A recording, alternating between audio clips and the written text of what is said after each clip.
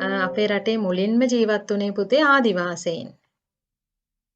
සිංහල ජාතිය, දෙමළ, මුස්ලිම්, බර්ගර් කියන ප්‍රධාන ජාතීන් අපේ රටේ ජීවත් වෙනවා. මීට අමතරව පුතේ තව මේ ප්‍රධාන ජාතීන් මීට අමතරව මැලේ ජාතිකයෝ එහෙම අපේ රටේ ජීවත් වෙනවා. ඒ වුණාට අපි ප්‍රධාන ජාතීන් විදිහට ගන්න මේ ආදිවාසීන් සහ සිංහල, දෙමළ, මුස්ලිම්, බර්ගර් කියන ජාතීන් ටික.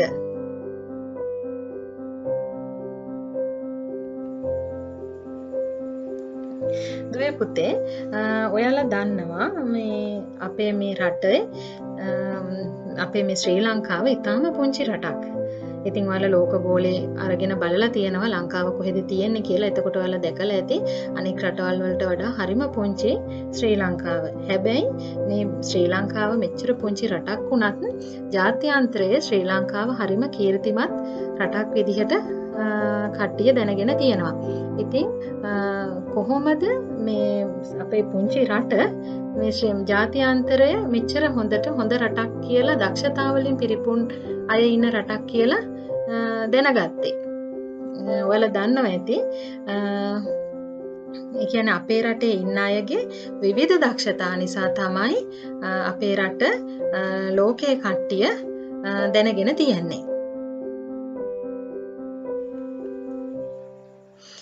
ඉතින් පුතේ මේ අපේ පුංචි රට විවිධ අංශවලින් ලෝකයේ නියෝජනය කරලා තියෙනවා. ඒ කියන්නේ ක්‍රීඩාවලින් එතකොට විවිධ චිත්‍රපටි හා නාට්‍ය ඉදිරිපත් කරලා එතකොට නව නිර්මාණ හදලා ඒ වගේම අධ්‍යාපන ජයග්‍රහණ ලබාගෙන එතකොට අපේ රටේ තියෙන විවිධ ආගමික උත්සව වලින් ඒ වගේම අභ්‍යවකාශ වැඩසටහන් හා විද්‍යාත්මක පර්යේෂණ වලින් අපේ රට ජාත්‍යන්තරයේ නියෝජනය කරලා ජයග්‍රහණය කරලා අපේ රට ජාත්‍යන්තරය දක්ෂතාවලින් පිරිපුන් අය ඉන්න රටක් විදිහට හඳුනාගෙන තියෙනවා.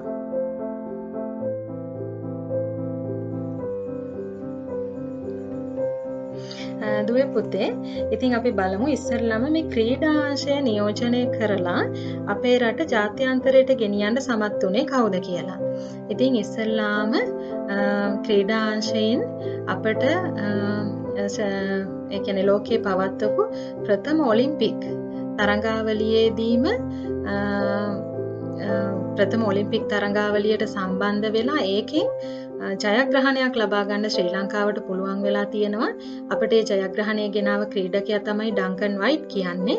ඉතින් මේ ඩංකන් වයිට් කියන ක්‍රීඩකයා 1948 දී ශ්‍රී ලංකාව සහභාගී වෙච්ච පළමු වෙන ඔලිම්පික් උළෙලේදීම මීටර් 400 කඩුළු මතින් දිවීමේ තරඟයට ඉදිරිපත් වෙලා ඒකෙන් ජයග්‍රහණය කරලා රිදී පදක්කමක් දිනාගෙන ලංකාවට විශාල කීර්තියක් අත් කරලා දුන්නා. ඊට පස්සේ පුතේ දෙවනි වතාවට අපිට ඔලිම්පික් පදක්කමක් අරගෙන ආවේ සුසන්තිකා ජයසිංහ කියන ක්‍රීඩිකාව.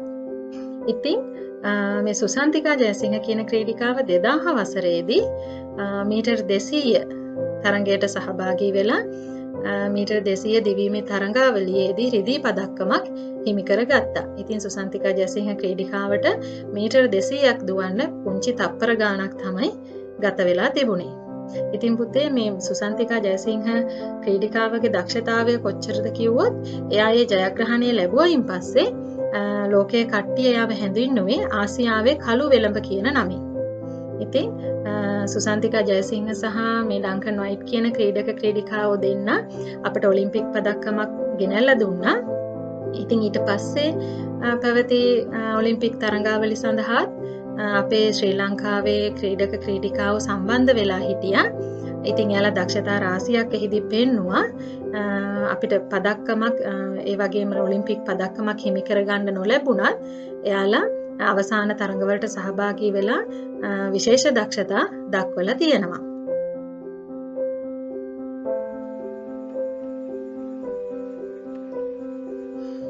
ඉතින් පුතේ ඒ සුසන්තිකා ජයසිංහ සහ ඩංකන් වයිට් වගේම මේ ජූලියන් බෝලින් කියන ක්‍රීඩකයාත් ඔලිම්පික් තරඟාවලි රැසකට සහභාගී වෙච්ච දක්ෂ පිහිනුම් ක්‍රීඩකයෙක්.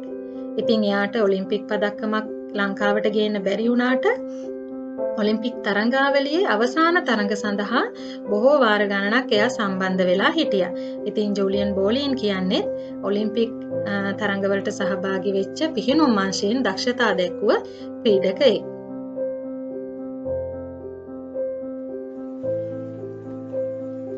ඉතින් පුතේ දැන් මේ ඔයාලා දකින ක්‍රීඩකයෝ දෙන්න නම් ඔයාලා ගොඩාක් අය හොඳට අඳුරනවා ඇති. මුත්තයියා මුරලිදරන් සහ ලසිත් මාලිංග. මුත්තයියා මුරලිදරන් අමතක වෙච්ච අය ඉන්නවද දන්නේ නැහැ. මුත්තයියා මුරලිදරන් සහ ලසිත් මාලිංග කියන්නේ ක්‍රිකට් ක්‍රීඩාවේ විශේෂ දක්ෂතා පෙන්වුව ක්‍රීඩකයින් දෙන්නෙක්. ලසිත් මාලිංග දැනටත් අපේ ජාතික ක්‍රිකට් කණ්ඩායම නියෝජනය කරනවා. දැනටත් එයා ක්‍රීඩා කරනවා. ඉතින් ක්‍රීඩා ඔයාලා ගොඩාක්ම පොඩි ළමයි අනිත් මේ ක්‍රීඩාවලට වඩා ක්‍රිකට් ක්‍රීඩාවට ලැබීනේ. ඉතින් ඔයාලා ආසයි ගොඩක් ක්‍රිකට් තරඟ නරඹන්න, ක්‍රිකට් සෙල්ලම් කරන්නත් ආසයිනේ. ඉතින් ඒක නිසා ක්‍රිකට් ක්‍රීඩකයෝ ගැන ඔයාලා හොඳට දන්නවා. ඒ හින්දා අපිට විශේෂයෙන් ක්‍රිකට් ක්‍රීඩකයෝ ගැන වැඩි විස්තර කියන්න අවශ්‍ය නැහැ. මේ මුත්තයියා මුරලිදරන්, ලසිත් මාලිංග වගේ තව ගොඩාක් ක්‍රීඩකයෝ ක්‍රිකට් ක්‍රීඩාවේදී අපේ ලංකාව ජාත්‍යන්තරය ඉදිරියේ බබලවන්න ගොඩාක් එයාලගේ දක්ෂතා කැප කරපු අය ඉන්නවා. සනත් ජයසූරිය, එතකොට සංගක්කාර, මහේල ජයවර්ධන, ඒ වගේ තව ගොඩාක් අය ඉන්නවා පුතේ.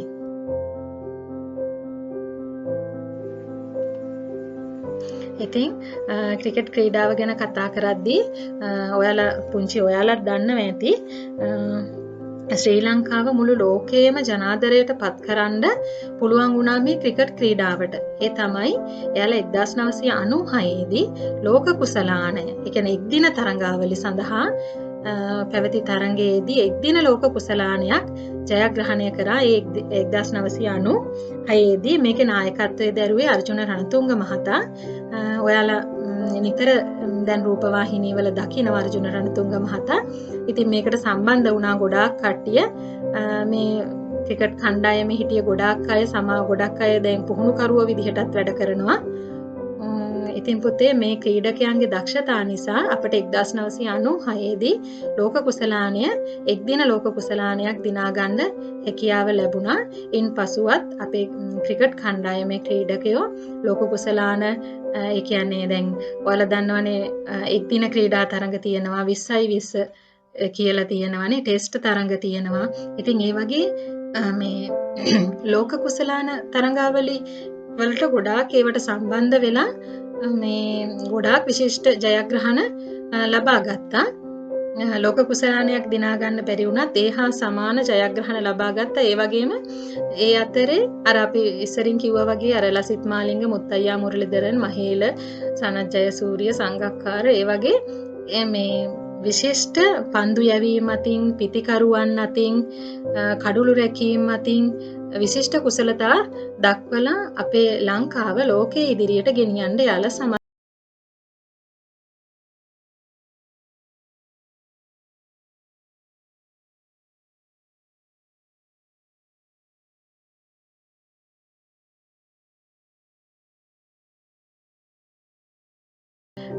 දැන් අපි ක්‍රිකට් ගැන කතා කරාම ඔයාලා ගොඩාක් අය ක්‍රිකට් වලට ආසයිනේ. හැබැයි ගොඩක් අය ඉන්නවා මේ මෝටර් රථ දාවන තරඟ වලටත් ආසයි. ඒ කියන්නේ ඔයාලා දැකලා තියෙනවනේ ටීවී එකේ අපි කියන්නේ කාර් රේස් කියලානේ. මෝටර් රථ දාවන තරඟ ඕනතරම් ටීවී එකේ යනවා. ඔයාලා නරඹලත් ඇති. මේ නරඹලත් ඇති. මේ ඉතින් මේ අර ඒවා බලන්න හරි ආස හිතන ඒ වගේම හරි ත්‍රාසජනක යනතුරු වලට ලක් වෙනවා. ඒක නිසා මේ එක අතකට බැලුවාම ටිකක් අනතුරුදායක ක්‍රීඩාවක් කියන්නත් පුළුවන්.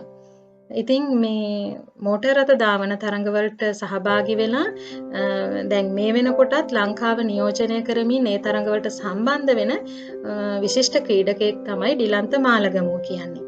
එයා ඒ ක්‍රීඩා තරඟවලට සහභාගී වෙලා නිරන්තරයෙන්ම ජයග්‍රහණ අත්කරගෙන ශ්‍රී ලංකාවට කීර්තියක් අත්කර දෙන ක්‍රීඩකයෙක් බවට පත් වෙලා තියෙනවා.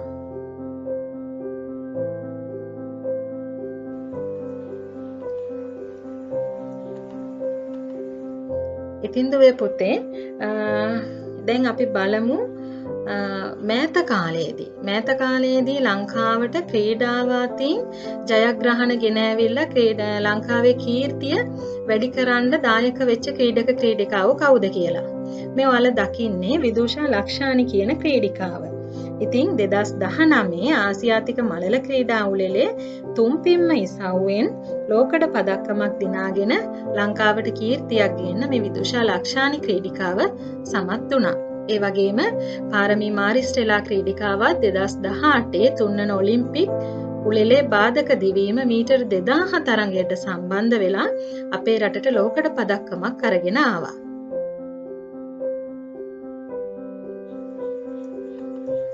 ඉතින් පුතේ මීළඟට මම ඔයාලට පෙන්වන්නේ මේ බර එසවීම මගින් අපේ රටට කීර්තියක් ගෙනාව ක්‍රීඩක ක්‍රීඩිකාවෝ 3 දෙනෙක්.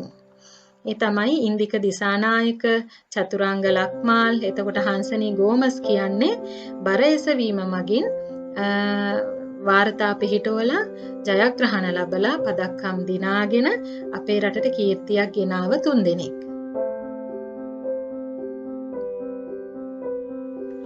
ඉතින් පුතේ මේ ඔයාලා දකින්නේ බොක්සින් ක්‍රීඩා තරඟකාරයෝ කීප දෙනෙක්.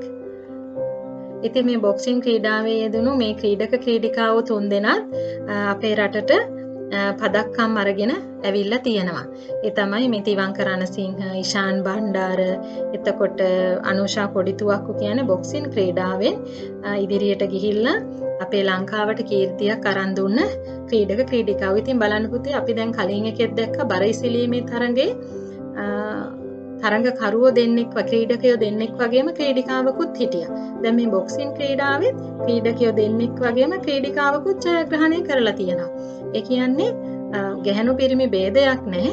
හැම ඉසව්වකටම ඕන කෙනෙක් සම්බන්ධ වෙනවා. සාමාන්‍යයෙන් බොක්සින් බර එසවීම වගේ දෙයක් අපිට හිතෙන්නේ ක්‍රීඩකයන්ට විතරක් වගේ කියලානේ. ඒ වුණාට ඒ වගේ ටිකක් අමාරු ක්‍රීඩාත් ක්‍රීඩිකාවෝ තරඟ කරලා ජයග්‍රහණය කරන්න පුළුවන් දක්ෂ කාන්තා ක්‍රීඩිකාවන් අපේ රටේ ඉන්නවා. ඉතින් අපි එයාලට හැමදාම ස්තුතිවන්ත වෙන්න ඕනේ අපේ රටට මෙච්චර කීර්තියක් අරගෙන එනවට.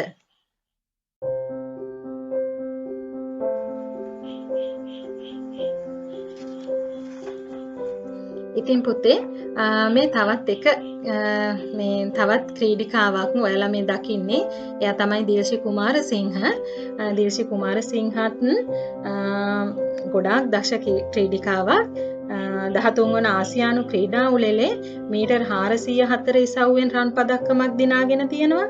ඒ වගේම මීටර් 800න් හා මීටර් 400 තරඟෙනොත් රන් පදක්කම් දෙකක් දිනාගෙන තියෙනවා. ඒ කියන්නේ විශේෂ දක්ෂතා තියෙන මේ ක්‍රීඩිකාවක්.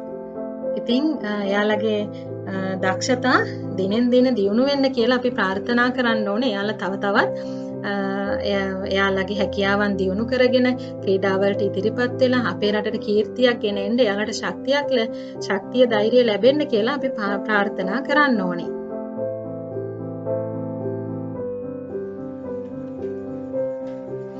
ඉතින් පුතේ දැන් අපි කතා කරේ අපේ රටට කීර්තියක් ගෙනාව ක්‍රීඩක ක්‍රීඩිකාවෝ ගැන.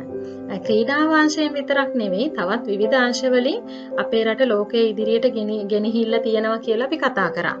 නේ? එක පැත්තක් තමයි පුතේ ක්‍රීඩාව වගේම චිත්‍රපටි කියන්නේ. දැන් චිත්‍රපටි වල ඔයාලා මේ දකිනවා විෂම භාග සහ සැමීගේ කතාව කියන්නේ තවත් චිත්‍රපටි දෙකක් පමණයි. තව විවිධ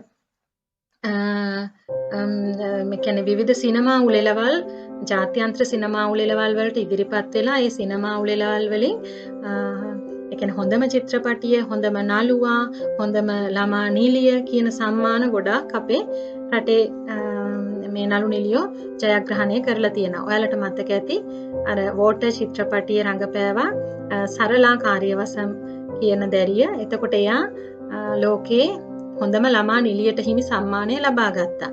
එතකොට මේ සැමීගේ කතාව කියන එකෙත් එකත් නිව්යෝර්ක් සිටි ජාත්‍යන්තර චිත්‍රපට උළෙලේ හොඳම නළුවාට හිමි සම්මානය මේ සැමීගේ කතාව චිත්‍රපටිය රඟපාපු ජගත් චමිලට ලැබුණා. ඉතින් ඒ වගේ ජාත්‍යන්තර සම්මාන වලට චිත්‍රපට අංශයෙන් කලාවාංශයෙන් සම්බන්ධ වෙලා අපේ නළු නිළියෝ ලබාගෙන තියෙනවා. එයාලා අර ක්‍රීඩක ක්‍රීඩිකාවෝ වගේම අපේ රටට විශාල කීර්තියක් ගෙනල්ලා තියෙනවා අපේ රට ජාත්‍යන්තරයට ගෙනහිල්ලා තියෙනවා.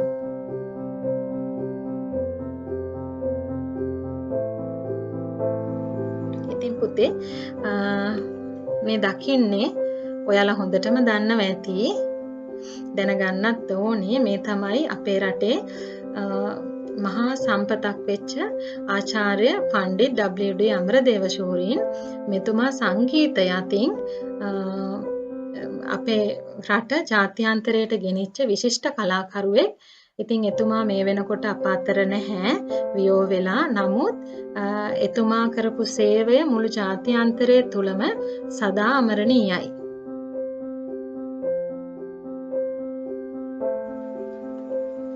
ඉතින් පුතේ දැන් අපි කතා කරා ක්‍රීඩාංශය, චිත්‍රපට, සංගීතය ඒ වගේ කතා කරලා වෙනස්ම විදිහේ දෙයක් තමයි මේ රූ රැජින කිරුළ කියන්නේ. නේ? ලස්සනට ඉන්න කවුරුත් ආසයිනේ.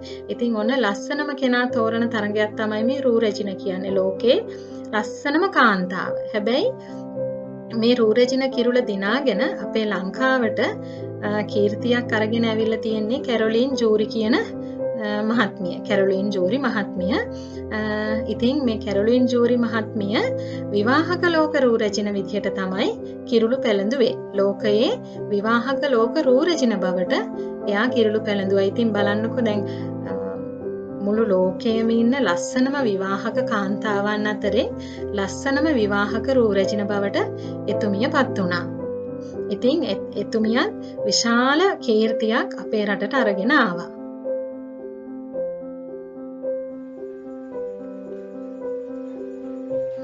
ඉතින් පුතේ ඒ විවිධ ශේෂ්ත්‍ර ගත්තහම රූ රැජින තරඟ, සංගීත තරඟ ඒවා අපි ඔක්කොම කතා කරා. තවත් වෙනස්ම මාතෘකාවක් තමයි මේ අභ්‍යවකාශ තොරතුරු සහ නව නිපැයුම් කියන්නේ. සාමාන්‍යයෙන් මේ කාලේ පුංචි ළමයිනොත් ගොඩාක් මේ ළමයි හරි ආසයි මේ අභ්‍යවකාශ තොරතුරු සහ නව නිපැයුම් වලට. ඒ කියන්නේ අලුත් සොයා ගැනීම, අපේ මේ ග්‍රහලෝක ගැන, අපෙන් එහා තියෙන ග්‍රහලෝක ගැන, ඉර හඳ තාරකා ගැන, අභ්‍යවකාශ තොරතුරු ගැන හොයන්න හරි කැමැති. ඉතින් මේ අභ්‍යවකාශ තොරතුරු සහ නැව නිපැයුම් වලින් අපේ රටට විශාල කීර්තියක් ගෙනාව කට්ටියක් ඉන්නවා. දැන් පුතේ මේ ඔයාලා දකිනවා ඔයාලා පහුගිය දවස්වල මේ ටීවී එකේ ප්‍රවෘත්ති වලටත් නිතර වගේ පෙන්නුවා මේ තරිඳු දයාරත්න සහ දුලානි චාමිකා කියන දෙන්න. ඉතින් මේ දෙන්න සුවිශේෂී හැකියාව තියෙන දෙන්නෙක්. ඒ දෙන්න එකතු වෙලා ශ්‍රී ලංකාවේ තොරතුරු එකතු කරන චන්ද්‍රිකාවක් ජපානෙත් එක්ක එකතු වෙලා ශ්‍රී ලංකාවේ තොරතුරු එකතු කරන චන්ද්‍රිකාවක් හදලා ලෝක කීර්තියටපත් වුණා. ඒ චන්ද්‍රිකාව රාවණවාන් කියලා තමයි හඳුන්වලා තියෙන්නේ. ඉතින් බලන්න යාලා ලාබාල වයසක දෙන්නේ. ඉතින් විශේෂ දක්ෂතා තියෙන දෙන්නේ. ඉතින් ඒ වගේම පුතේ මේ මෙතන ඉන්න අනිත් රූපේ ඉන්නේ මේඝමහිම විජේවර්ධන කියන දරුවා. ඉතින් බලන්න ඔයාලගේ වයසම වගේ ඇති පුංචි පුතෙක්. ඉතින් ඒ වුණාට මෙයා හරිය දක්ෂතාවලින් පරිපූර්ණ දරුවෙක්. එයා පුංචි වුණාට වයසින් එයාගේ දැනුම ලොකු අයටත් වඩා වැඩි. එයා පුංචි කාලේ ඉඳලම මේ අභ්‍යවකාශ තොරතුරු වලට හරිය ආසාවක් ඇති වෙලා තියෙනවා. ඊට පස්සේ යාළේ අම්මලා ඒ තොරතුරු සහ නවනිපැයුම් මේ සම්බන්ධව යාට ඒ ඉගෙනීම් කටයුතු වලට යොමු කරලා ඉතින් එයා මේ පුංචි වයසේදීම ලෝකයේ ලාබාලතම නාසා තානාපතිවරයෙක් විදිහට පත් වුණා. දැන් මේ මේඝමහිම විජේවර්ධන කියන පුතා ලෝකයේ ලාබාලතම නාසා තානාපති විදිහට කටයුතු කරනවා. ඉතින් බලන්න පුංචි ඔයාලගෙත් කොච්චර සැඟවිච්ච දක්ෂතා තියෙනවද. ඉතින් අද ඉඳලා හිතා ගන්න ඔයාලා ආස කරන දේවල් ඔයාලගේ දක්ෂතා අම්මලටත් කියලා ලොකු අයට කියලා ඒවා වැඩි දියුණු කරගන්නේ කොහොමද කියලා. මොනවා හරි දෙයක් තියෙනවනේ ඒ සම්බන්ධව තොරතුරු හොයලා ඒ ගැන අධ්‍යාපනයක් ලැබලා ඔයාලගේ දක්ෂතා වැඩි දියුණු කරගන්න. එතකොට මේ මේඝමහිම විජේවර්ධන වගේ පුංචි ඔයාලට හොඳ තැනකට යන්න පුළුවන් ඔයාලගේ දක්ෂතා වැඩි දියුණු කරගෙන.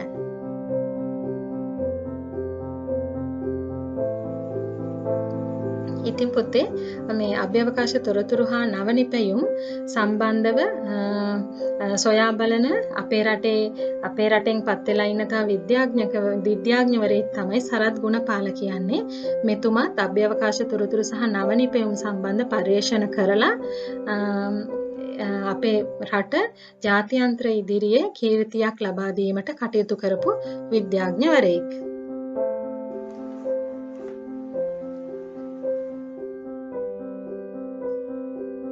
ඉතින් දුවේ පුතේ ජාත්‍යන්තර තරඟ ජයග්‍රහණය කරලා ජාත්‍යන්තරයට ගිහිල්ලා අපේ රටට කීර්තියක් අත් කර දුන්න විවිධ ශාස්ත්‍ර ගැන අපි කතා කරා. මේ හැමෝම කියන්නේ එයාලගේ දක්ෂතා පෙන්නලා ජාත්‍යන්තරයට ගිහාම ඒ සම්මාන ලබා ගැනීමේදී එයාලගේ ඒ කියන්නේ තමන්ගේ රටේ අනන්‍යතාවය රැකෙන පරිදි තමයි කටයුතු කරන්න ඕනේ. දැන් හිතන්නකෝ ඔයාලා ඒ වගේ ක්‍රීඩාංශයෙන් හරි මොකක් හරි අංශයකින් ඔයාලා ජයග්‍රහණය කරලා ජාත්‍යන්තරයේ සම්මානයට පාත්‍ර වෙනවා. එතකොට ඔයාලා ඒවට සහභාගී වෙද්දී ඔයාලගේ අනන්‍යතාවය රැකෙන පරිදි අපේ රටේ අනන්‍යතාවය රැකෙන පරිදි තමයි ඔයාලා කටයුතු කරන්න ඕනේ. ඒ කියන්නේ අපේ රටට අනන්‍ය වෙච්ච ඇඳුම් තියෙනවා. ඉතින් ඇඳුම් පැළඳුම් වලින් එහෙම. දැන් ඔයාලා දැකලා ඇති පුතේ සාක් ක්‍රීඩා උත්සව වල එහෙම එක කියන්නේ පළවෙනියටම සාක් ක්‍රීඩා උත්සව ආරම්භ කරනකොට විවිධ රටවල් වල ක්‍රීඩා කණ්ඩායම් ඊට සම්බන්ධ වෙනවා. එතකොට එයාලගේ රටේ කොඩිය අරගෙන ඉස්සල්ලාම යන එක්කෙනා එයාලා රටේ කොඩිය අරගෙන යනවා. ඊට පිටිපස්සේ ක්‍රීඩා කණ්ඩායම යනවා. එතකොට ඒ ක්‍රීඩා කණ්ඩායමේ ක්‍රීඩකයන් ඔක්කොම එකම ඇඳුමක් අඳින්නේ, ක්‍රීඩිකාවනුත් එකම ඇඳුමක් අඳින්නේ. එතකොට එයාලගේ ඇඳුම සහභාගී වෙන රටේ අනන්‍යතාවය රැකෙන විදිහට තමයි එයාලා ඒ ඇඳුම අඳින්නේ. දැන් අපේ රටේදී හොඳට බලන්න පුතේ අපේ රටේ කට්ටිය සම්බන්ධ වෙනකොට ක්‍රීඩක ක්‍රීඩිකාවෝ විශේෂයෙන් ක්‍රීඩිකාවන් ඔසරිය තමයි ඇඳගෙන යන්නේ. ඔසරිය ඇඳලා ඊට උඩින් සමහර අවස්ථාවල අපි දැකලා තියෙනවා කෝට් එක වගේ අඳානවා. ඉතින් ඒ කෝට් එක ඇඳත් ඒකේ අපේ රටේ අනන්‍යතාවය දැක්වෙන ලාංඡනයක් තියෙනවා. ඉතින් මේ ඒ කියන්නේ දැන් ඔසරිය ඇඳහම ඒක වෙන රටවල් වල කොහෙවත් කට්ටිය අඳින්නේ නැහැ. ඉතින් ඒක අපේ රටේ අනන්‍යතාවය මතු කරන දෙයක්. අන්න ඒ වගේ අපි වෙනත් රටකදී ලාංකිකයෙක් විදිහට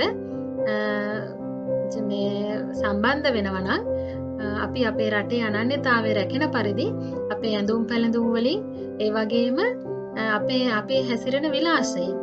ඒ කියන්නේ අපි තව රටකට ගිහිල්ලා වරදක් කරොත් ශ්‍රී ලාංකිකයෙකු වැරදි කරා කියලා තමයි ජාත්‍යන්තරයට යන්නේ. ඉතින් ඒක නිසා අපි දැනගන්න ඕනේ අපේ රටේ ගෞරවය වගේම අපේ ගෞරවයත් ආරක්ෂා කරගෙන ඒ රටේ තියෙන නීති රීති වලට පිටින් යන්නේ නැතුව ඒවා අනුව ක්‍රියා කරලා විනයගරුකව නීතිගරුකව හැසිරීලා අපේ රටට තව තවත් කීර්තියක් අරගෙන එන්න. ඉතින් දුවේ පුතේ අද මම ඔයාලට කතා කරේ පහ ශ්‍රේණියේ අපි ලක්වැසියෝ පාඩමේ පළවෙනි ක්‍රියාකාරකම ගැන. ඉතින් පුතේ ඊළඟට අපි ලක්වැසියෝ පාඩමේ ඉතුරු ක්‍රියාකාරකම් හා ඉතුරු ක්‍රියාකාරකම් අරගෙන මම ඔයාලත් එක්ක සම්බන්ධ වෙනවා. එතෙක් මේ වීඩියෝ එක නරඹලා ඔයාලගේ දැනුම තව තවත් දියුණු කරගන්න. එහෙමනම් පුතේ තවත් මේ වගේම අප ලක්වැසියෝ පාඩමේ ඉතිරි කොටසින් හම්බ වෙනකල් දූල පුතාලා හැමෝටම තෙරුවන් සරණයි.